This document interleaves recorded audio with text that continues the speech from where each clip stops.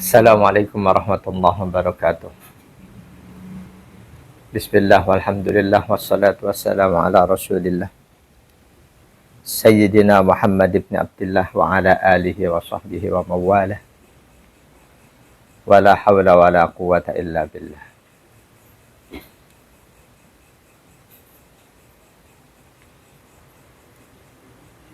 Saudaraku yang berbahagia, dimanapun Anda semua berada, alhamdulillah wa syukurillah, saat ini kita telah berada di bulan Sya'ban, bulan sebelum bulan Ramadan. Bahkan kita telah ada di nyaris pertengahan bulan Sya'ban. Insya Allah pada tahun ini 1444 Hijriah, pertengahan Sya'ban, nisfu Sya'ban, jatuh pada hari Selasa malam Rabu. Di antara hal yang banyak menjadi pembicaraan umat berkaitan dengan bulan Sya'ban, di antaranya adalah pembahasan berkaitan dengan ritual nisfu Sya'ban.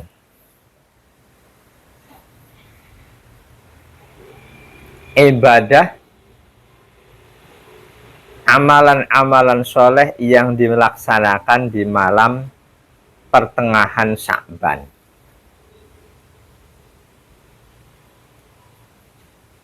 Termasuk yang banyak dibicarakan adalah berkaitan dengan secara khusus sholat nisfu Sya'ban. Ada di antara saudara kita yang semangat banget. Semangat mengatakan di mana-mana sholat nisfu Sya'ban bid'ah, bid'ah, bid'ah. Nggak ada contoh dari Nabi, nggak boleh, bahkan haram dikerjakan.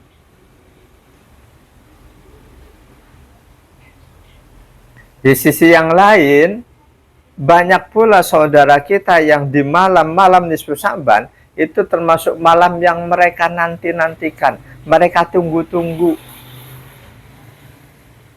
Untuk selanjutnya, begitu malam itu tiba, dengan keyakinan bahwa malam nisfu Sya'ban merupakan salah satu malam yang istimewa, mereka semangat mengadakan amalan-amalan soleh. Apakah itu baca Quran dan lain sebagainya, berdoa, berzikir, termasuk melaksanakan sholat nisfu Sya'ban.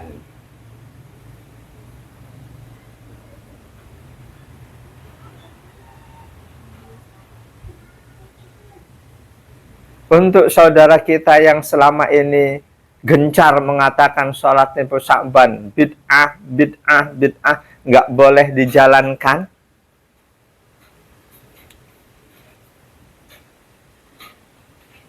di antara ulama yang menjadi rujukan mereka adalah Syekhul Islam Ibnu Taimiyah.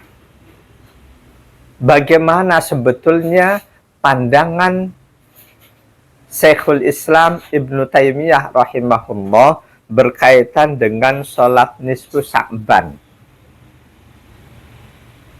Apakah beliau termasuk yang berkata dengan keras sholat nisfu Sya'ban bid'ah, bid'ah, nggak boleh dijalankan, atau bagaimana?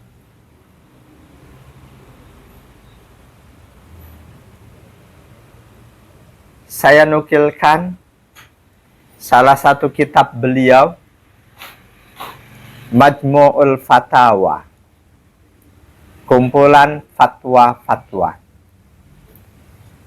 yang ditulis oleh beliau Taqiyuddin Abul Abbas Ahmad bin Abdul Halim bin Taimiyah Al-Harani, wafat 728 Hijriah.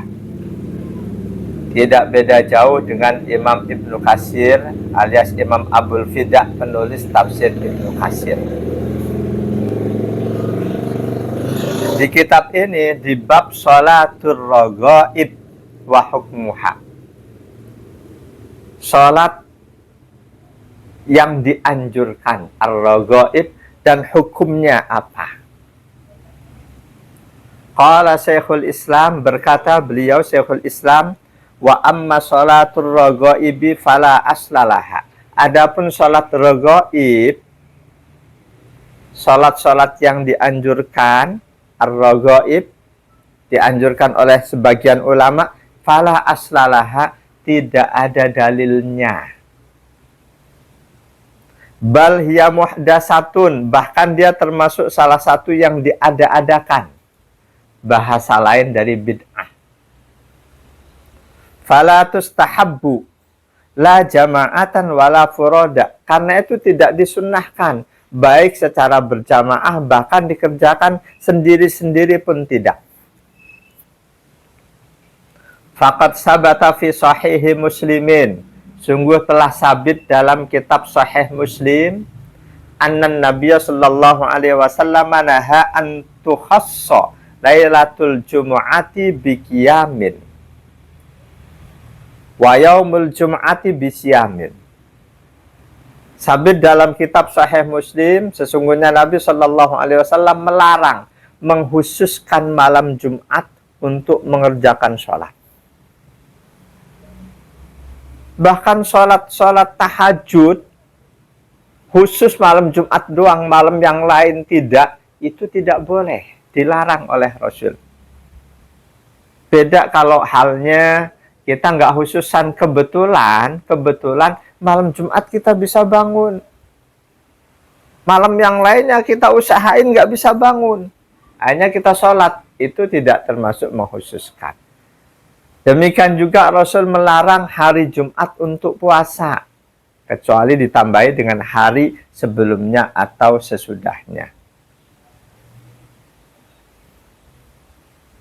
Wal asarul ladzi dzukira fiha kadibun maudhu'un bittifaqil ulama. Kata Ibnu Taimiyah, asar, hadis yang berbicara tentang sholat raghaib statusnya dusta, maudhu, dengan kesepakatan ulama. Walam yadhkurhu ahadum minas salafi wal a'immati aslan. Tidak ada ulama salaf, orang-orang salaf yang menyebut-nyebut hal itu, demikian juga imam-imam yang jadi rujukan. Nah, pembahasan berikutnya nih. Wa amma lailatun nisfi faqad ruwiya fi fadliha ahadisu wa asarun. Adapun malam nisfu Sya'ban, maka sungguh telah diriwayatkan berkaitan dengan keistimewaan, keutamaan malam nisfu itu, hadis-hadis dan asar-asarus sahabah. Wa nukila an ta'ifatin minas salafi annahum kanu yusalluna fiha. Bahkan ada dinukil bahwa dari sebagian ulama bahwa ada orang-orang salaf yang mereka mengerjakan sholat di malam nisfu.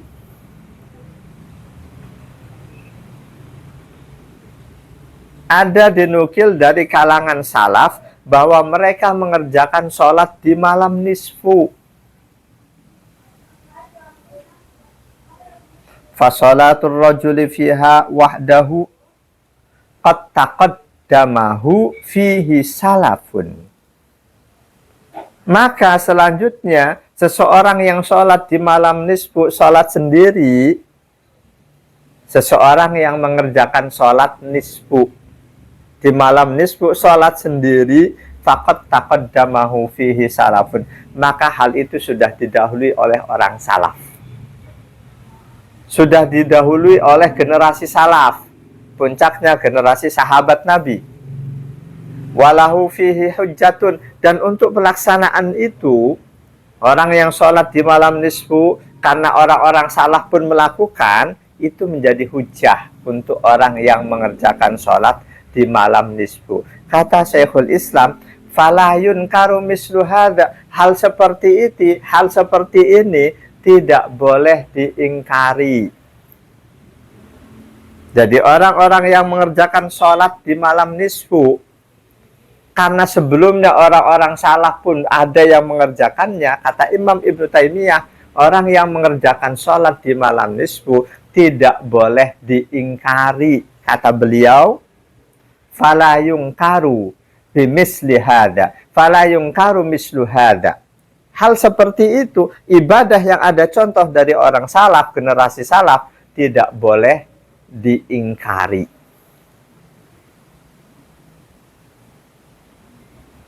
Lanjutan tulisan beliau, wa amma sholatu fiha jama'atan fahada mabniyun ala qa'idatin amatin fil istima'i ala ta'ati wal ibadati.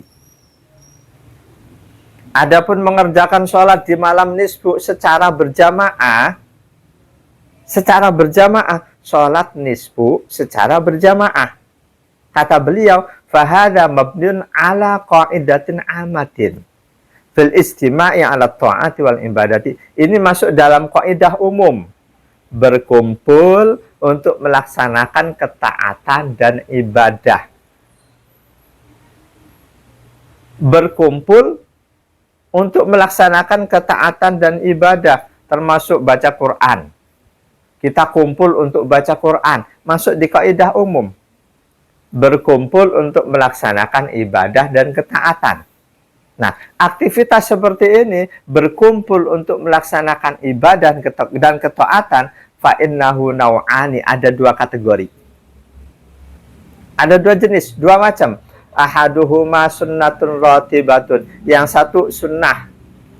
Sunnah yang memang teratur, ada sampai dalilnya kepada Rasul. Imma wajibun wa imma mustahabun. Ada kalanya itu wajib, ada kalanya sunnah, seperti kumpul sholat berjamaah 5 waktu, kumpul sholat Jumu'ah, kumpul sholat Id, kumpul sholat gerhana, kumpul sholat apalagi minta hujan, kumpul untuk melaksanakan sholat tarweh. Nah, semua itu fahada sunnatun rotibatun. Ini hukumnya sunnah rotibah, sunnah yang warid, ada urutannya dari generasi ke generasi sampai kepada Rasul Shallallahu Alaihi Wasallam. Nah, untuk jenis ini yang bagi al-muhafadzatu 'alaiha wal mudawamatu, sebaiknya kita jaga 5 waktu sholat berjamaah, sholat Jumat, sholat taraweh. Kita jaga, kita mudawamkan. Ini jenis yang pertama.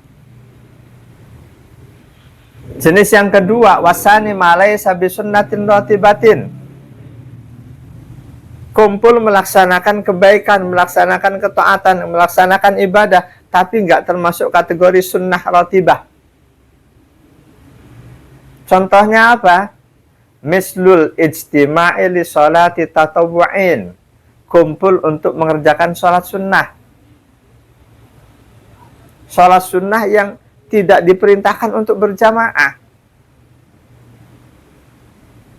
Mislu qiyamil lail, contoh sholat malam, qiyamul lail. Qiyamul lail aslinya, asal usulnya perintah Allah, perintah Rasulullah untuk masing-masing muslim. Qiyamul lail di rumah. Ketika muslim berkumpul di satu tempat, lalu melaksanakan qiyamul lail berjamaah, ini tidak termasuk sunnah ratibah.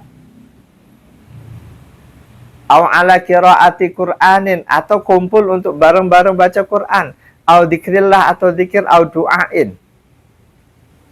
Nah, untuk kategori ini, kumpul untuk bareng-bareng melaksanakan ibadah sunnah, sholat sunnah kita kerjakan bareng-bareng, kata Syekhul Islam, fahada la ba'sa bih. Untuk hal seperti ini, itu nggak ada masalah. Nggak ada masalah. Boleh-boleh saja. Dengan catatan, idza lam yuttakhad adatan ratibatan, asalkan tidak ditradisikan, dirutinkan. Asalkan tidak dirutinkan.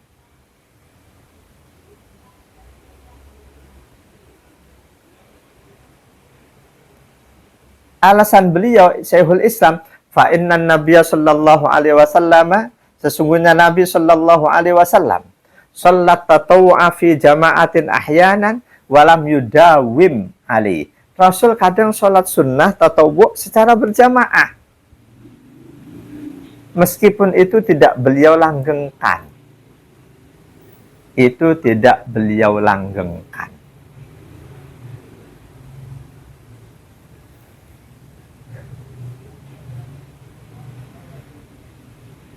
Jadi kembali ke sholat nisfu, Ibnu Taimiyah pandangan beliau, qad taqaddamahu fihi salafun. Ada contoh dari generasi salaf. Walahu fihi hujjatun, dan itu generasi salaf para sahabat sholat nisfu Sya'ban pasti ada hujahnya. Karena itu kata Syekhul Islam, fala yunkaru mislu hadza, tidak boleh diingkari. Jadi ini jawaban beliau berkaitan dengan sholat nisfu.